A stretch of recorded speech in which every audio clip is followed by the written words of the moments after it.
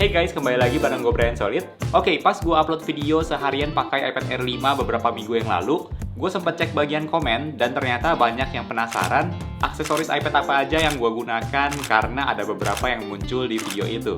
So, di video kali ini gue akan share ke kalian semua aksesoris iPad apa aja yang gue gunakan untuk iPad Air 5. Iya, semuanya. Walaupun lebih khusus untuk iPad Air generasi kelima atau iPad Air M1, tapi beberapa aksesoris ini juga ada yang dibuat untuk tipe iPad lain. Jadi siapa tahu bisa jadi referensi juga buat kalian. Dan semua link produknya akan gue taruh di deskripsi video ini. So, tanpa perlu berlama-lama lagi, kita langsung aja ke aksesoris iPad yang pertama, yaitu casing iPad. Untuk casing iPad yang gue gunakan adalah Logitech Combo Touch. Jadi ini merupakan casing dengan keyboard dan trackpad. Jujur aja pas awal menggunakan iPad rasanya nggak gitu perlu case yang ada keyboardnya ya. Sampai waktu itu pernah sekali pas gue mau kerja di luar dan kebetulan lagi mau buat script. Nah itu baru terasa butuh keyboard. Karena ternyata pas ketik di iPad itu keyboardnya makan space layar yang sangat banyak. Jadinya agak mengganggu dan kurang nyaman ya untuk ketik langsung dari iPadnya. Logitech Combo Touch ini build quality-nya menurut gue bagus, terbuat dari bahan kain yang halus dan rapi banget.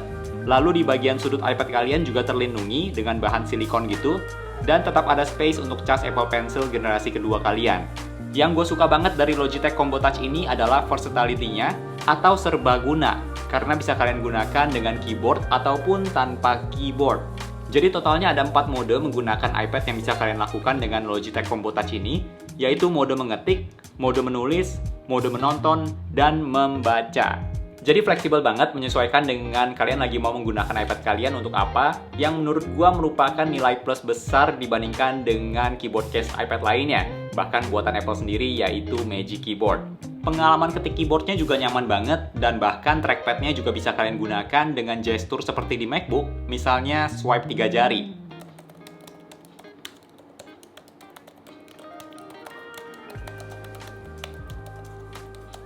Banyak sih yang bisa dibahas dari Logitech Combo Touch ini. Kalau kalian berminat, coba tulis di kolom komentar. Nanti kalau banyak yang penasaran, gue akan buatkan video khusus untuk Logitech Combo Touch ini. Overall, gue suka banget Logitech Combo Touch ini dan gue sangat terbantu dengan fleksibilitas keyboard case ini. Untuk harga dari Logitech Combo Touch berada di kisaran 2 jutaan mendekati 3 juta, yang menurut gue merupakan pilihan yang oke karena nggak semahal Magic Keyboard, tapi penggunaannya sangat fleksibel. Next, untuk screen protector, gue menggunakan tempered glass dari Spigen, yaitu Spigen Glass TR Easy Fit.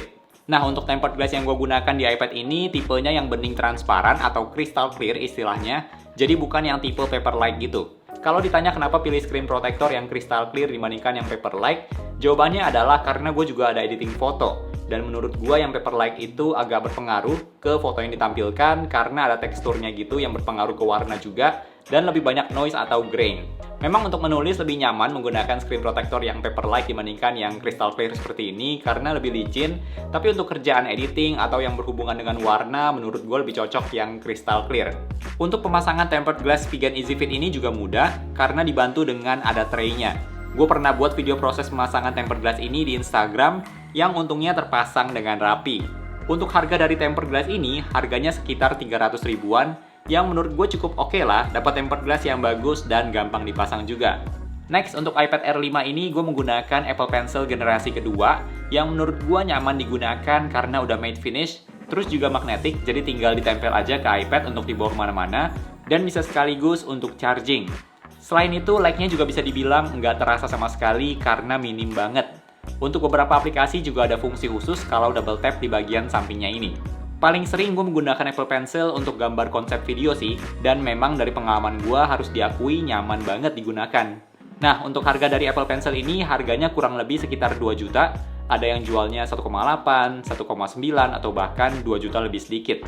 Dan Apple Pencil ini tentu menjadi pensil paling mahal yang pernah gue gunakan. Buat kalian yang sering desain atau gambar dari iPad, menurut gue Apple Pencil merupakan aksesoris yang wajib sih, soalnya nyaman banget digunakan. Masih seputar Apple Pencil, gue juga menggunakan silicone case untuk Apple Pencil yang desainnya juga pensil seperti ini, dari merek Elago. Harganya memang termasuk mahal ya dibandingkan silicone case Apple Pencil pada umumnya, karena harganya 200 ribuan. Sedangkan rata-rata merek lain dijualnya di bawah 100 ribu. Mungkin karena didesain di California seperti produk yang di cover jadinya lebih mahal ya. Tapi memang desainnya ada banyak dan lucu-lucu sih, beneran mirip pensil dari jauh. Di bagian mirip penghapus ini merupakan tutupnya, jadi nanti pensilnya masuk dari sini dan bahan silikonnya juga tebal, tapi tetap bisa charging walaupun magnetnya nggak sekuat tanpa case. Jadi kalau Apple Pencilnya tergeser sedikit aja bisa nggak kecas, tapi selama posisinya benar bisa dicas seperti biasa. Nah, alasan terbesar gue menggunakan silicone case untuk Apple Pencil adalah ternyata kalau kalian cek di internet, banyak kasus Apple Pencil yang meninggalkan jejak lecet di bagian samping iPad. Dan fun fact, termasuk iPad Air gue sendiri udah ada lecetnya. Padahal iPad Air 5 masih baru banget ya. Jadi selama ini gue nggak menggunakan case apapun untuk Apple Pencil. Dan kaget banget pas suatu hari gue lihat di bagian samping iPad udah lecet. Dan langsung saat itu juga gue memutuskan untuk beli silicone case untuk Apple Pencil supaya lecetnya nggak semakin parah. Jadi kalau iPad kalian masih mulus dan kalian juga menggunakan Apple Pencil, mungkin boleh untuk mempertimbangkan menggunakan silicone case untuk Apple Pencil kalian.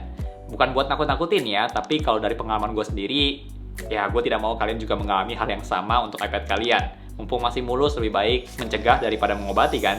Next, ini aksesoris iPad yang gue sering mendapatkan pertanyaan lewat YouTube atau DM Instagram. Dan salah satu aksesoris iPad favorit gue juga, yaitu iPad Stand. Nah, untuk iPad Stand yang gue gunakan adalah merek Banks. Namanya Infinity Magnetic iPad Stand. Pas dikirimin iPad Stand ini, ternyata standnya bisa dilipat juga. Jadi bagus kalau mau dibawa kemana-mana. Untuk build quality-nya sih terasa mantep banget, terbuat dari aluminium. Dan lumayan berat juga. Untuk bagian tempat taruh iPad-nya terbuat dari silikon atau bahan karet gitu, dan kalian bisa atur kemiringan iPad-nya mau seberapa untuk posisi horizontal maupun vertikal. Jadi fleksibel banget ya, mau horizontal bisa, mau vertikal juga bisa.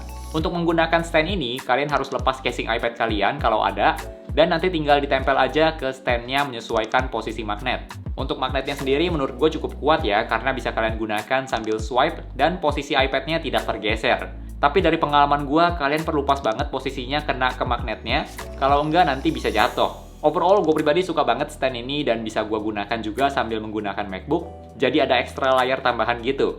Untuk desain dan build quality-nya sih udah bagus banget menurut gue.